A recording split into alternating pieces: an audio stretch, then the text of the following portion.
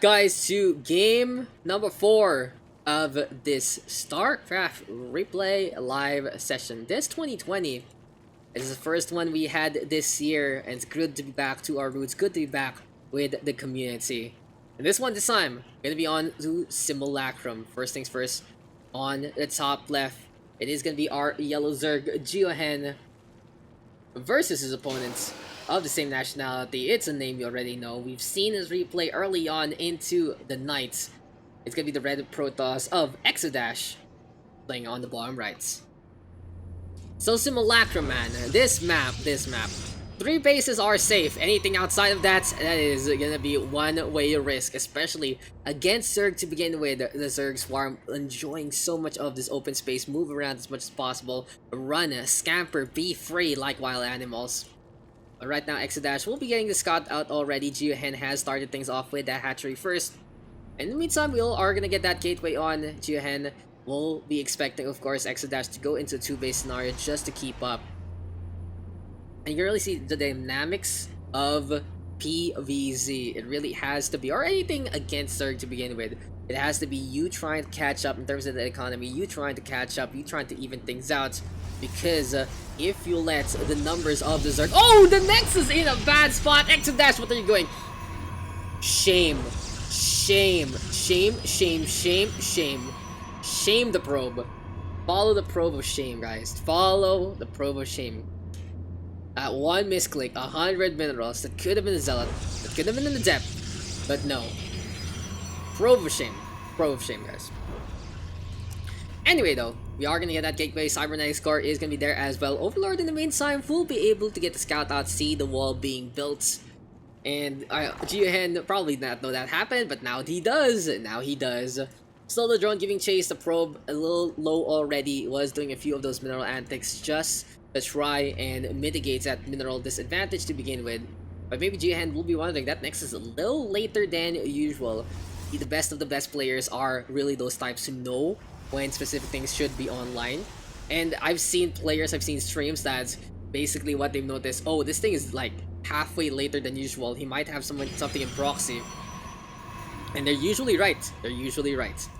Anyway, eXoDaSh, speaking of the proxy, gonna be going for the pylon here on the right-hand side. Will GeoHen be able to spot this out? Survey says the sight lines are so close. Maybe one little right click might make a difference. No. Oh, the probe will get spotted. Will GeoHen be able to see that coming? Because the Stargate is in behind. Now, it is going to be the probe. Pretty obvious. Overlord just be able to spot things out. And the real question is GeoHen prepared for an Oracle coming his way? In the meantime, though, we are going to get the Carapace again. 3-minute mark. I guess I was wrong calling it earlier on. So many players are really going for that Carapace to begin with. As the depth trying to get in force of that sightlines. Speed boost is so important. It seems like GeoHen is able to spot it. Pylon now under the rest. Stargate will be shut down. Even though production might get started, might be a race of time. And can our Protoss player actually warp something in? Can the warp gate research be done to begin with? From the boosting out that Stargate right now, will the Oracle make it in time? This one Zergling, that DPS isn't as high as you'd expect, and the Adept right now will be going for the save instead. So GeoHen will have to prepare for an Oracle coming his way. Again, the Stargate does expose what unit is being built in the center of all of it. Still, those Spore Crawlers, well-timed here and now by GeoHen. Third base still coming up and running. In the meantime, we do have an Adept in position. GeoHen using these Overlords to be able to see everything along the map, spots out, look for holes, look for weaknesses, and potentially drop a Nidus onto that main base. By this point in time, the Oracle will get fended off. 1 kill only for our poor flyer. We'll be moving into the support role instead, so eXoDaSh will be looking to build another one instead. Get some extra DPS going, allow them to get some good picks before they go down. It is going to be a matter of micro, especially with how Oracles are a little clunky nowadays, but you can say that they're pretty well balanced, especially that the animations are now fully adjusted as well as done to begin with. So GeoHen in such a solid spot. He is behind on Worker sure as well as Army, but he is going for that third base, looking to go into Lair Tech. And he has honestly forced eXoDaSh in a scenario that he has to stay on to base. The Zerglings are in patrol. The Oracle is unable to get much done. On the third base, here we go. Spore crawling a little too late. And these two drones will get caught at the nick of time, unable to make them into distractors. This one drone might fall as well. Freebie there for eXoDaSh. As we've been saying good things about GeoHen, seems like he's forgotten about the most outward area.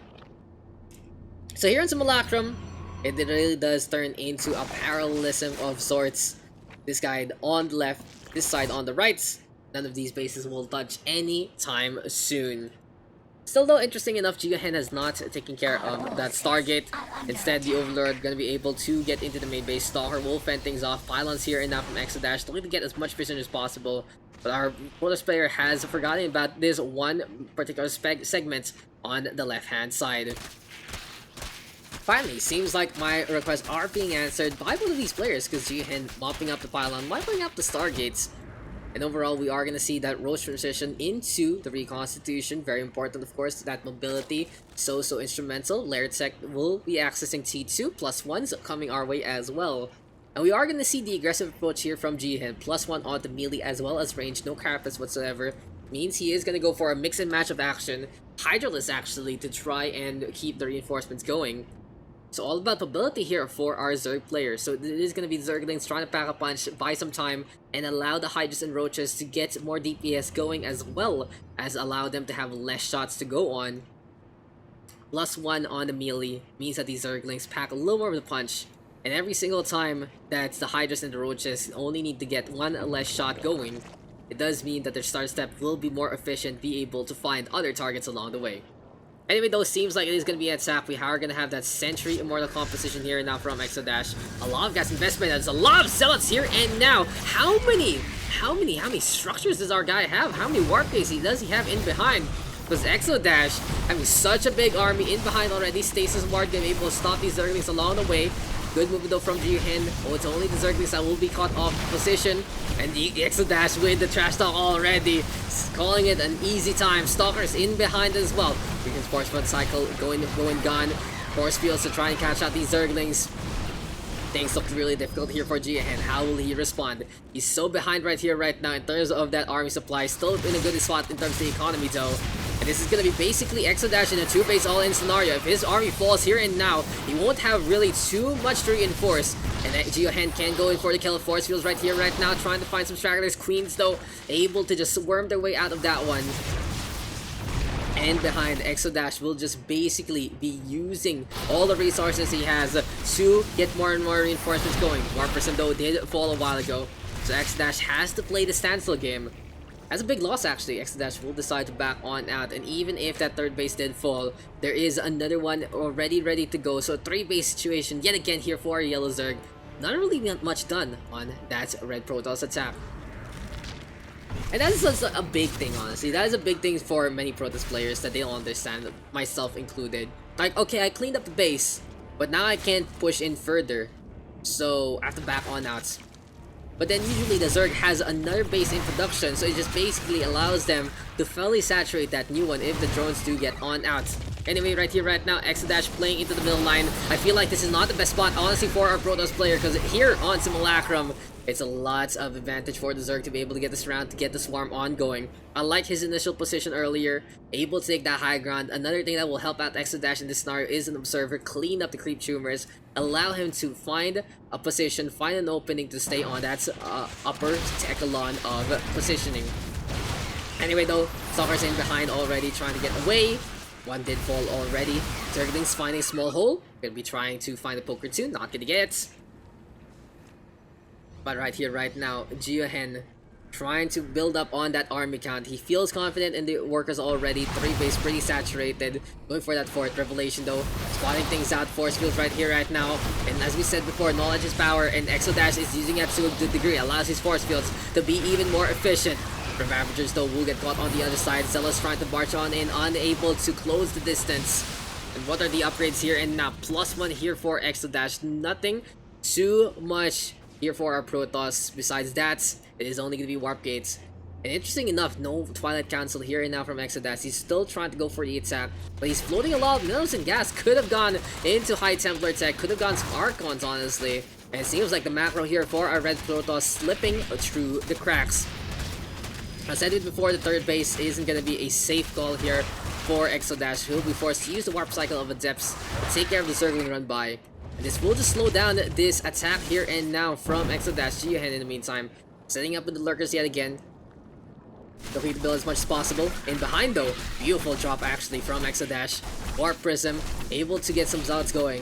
I feel like that is going to be the Warp Prism on a one-way trip. No, it's still there actually on the right-hand side. Zealots just chilling, looking to protect. It seems like GeoHen unable to answer back, but right now the front line a bigger, important deal. Observer here from eXoDaSh, able to spot out those lurkers as well.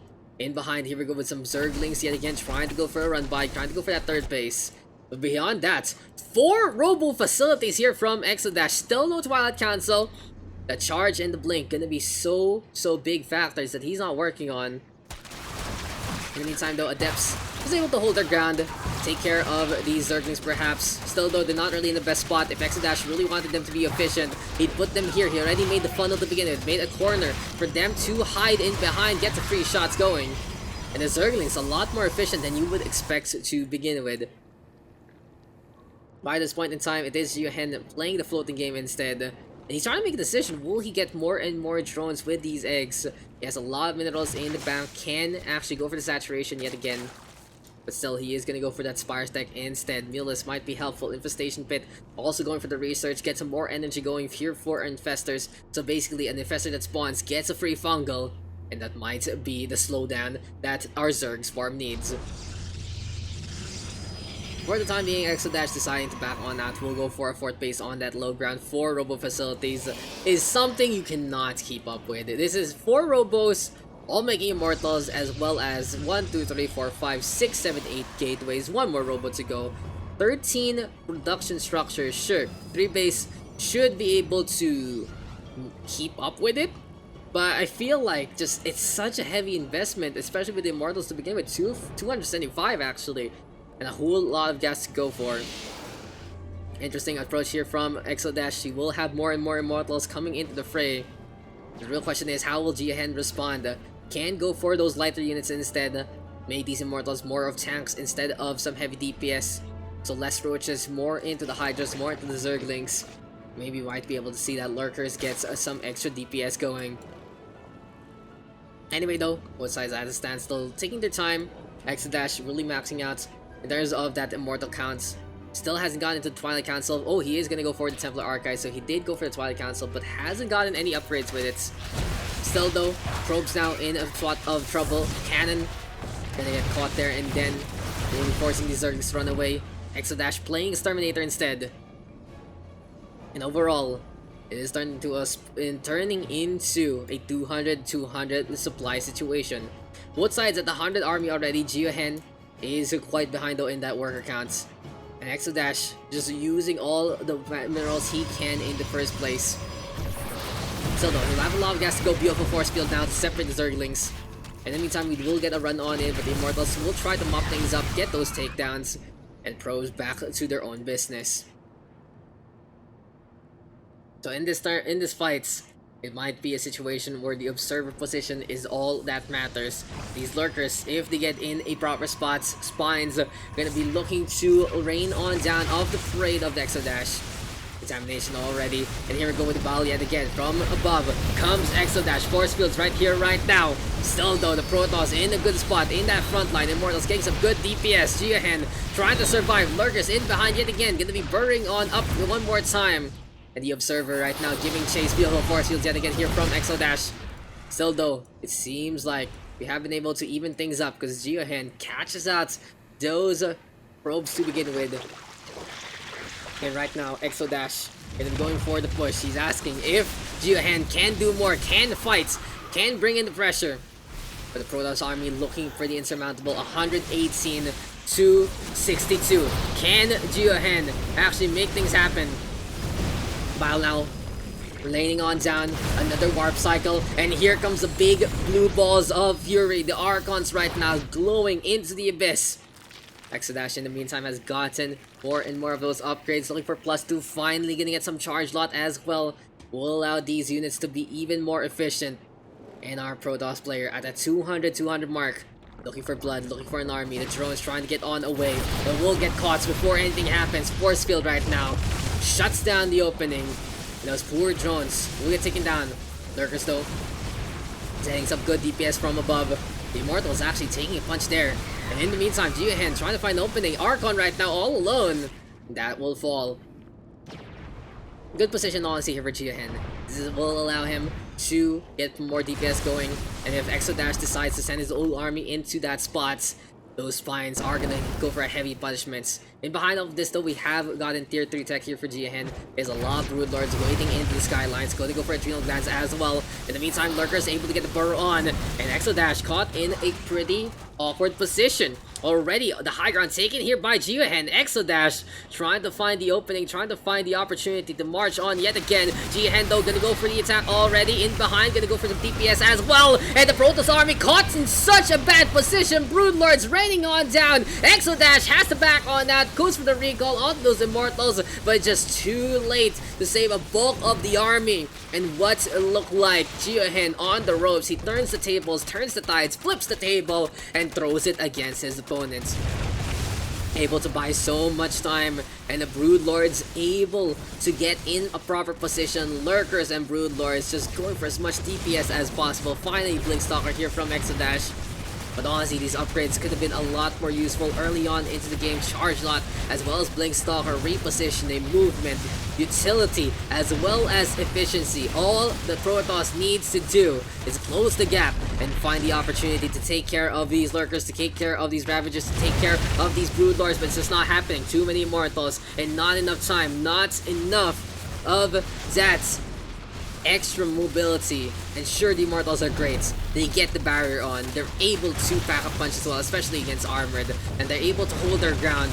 But by this point, the ground quaking against you. Subterranean spines, always not a pleasure to work against. And right here, right now, it is going to be expansion from eXoDaSh coming closer to the opponents. The Nexus will go down.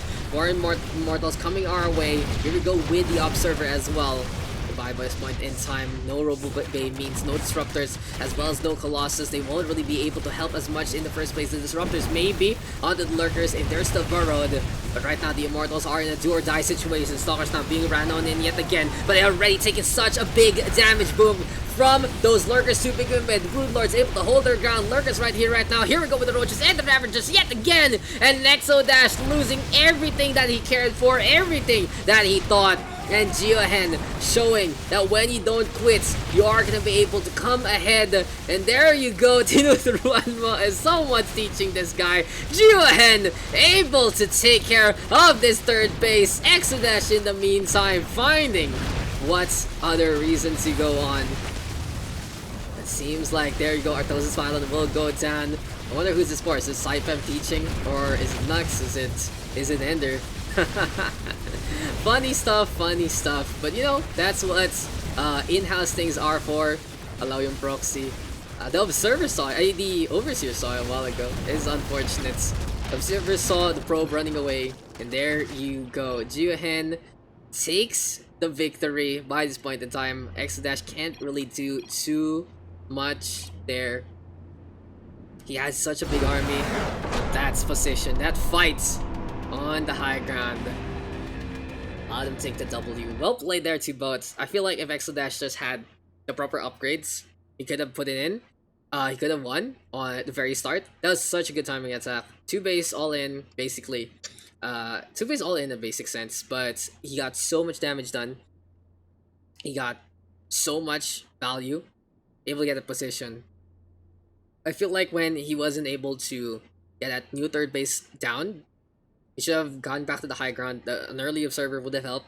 And yeah, either Charge Lot or Blink by that point in time. Of course, every time your War Prism dies, that is a big problem. And with eXoDaSh slipping up on the micro there, he couldn't reinforce. So in the end, GeoHen able to stall for time. And then it was just all about playing smart there from GeoHen, especially finding the catch. The Lurkers actually providing so much utility, so much pressure. Didn't allow eXoDaSh to march forward, go to the ramp. But yeah, in the end, there you go. That's the show. It really is. Sometimes when you have too much fun and full commits onto making 4 robo facilities only for Immortals, you can get punished by different compositions. If eXoDaSh had that earlier upgrade with Twilight Council or had a Disruptor 2 to help out, this would have been a completely different game because eXoDaSh really was able to get ahead in terms of that attack. If the Warp Prism survived, that could have been the nail in the coffin because GeoHen was caught being too greedy. Like, so many workers, but he didn't have much army, and I think in that point in time, he was building drones again with those eggs. So yeah, could have been dicey there, but well played to GeoHen. Takes the W here on Simulacrum. Another solid game. I kind of regret not being able to have done these games earlier, but thank you guys for tuning on in for this one.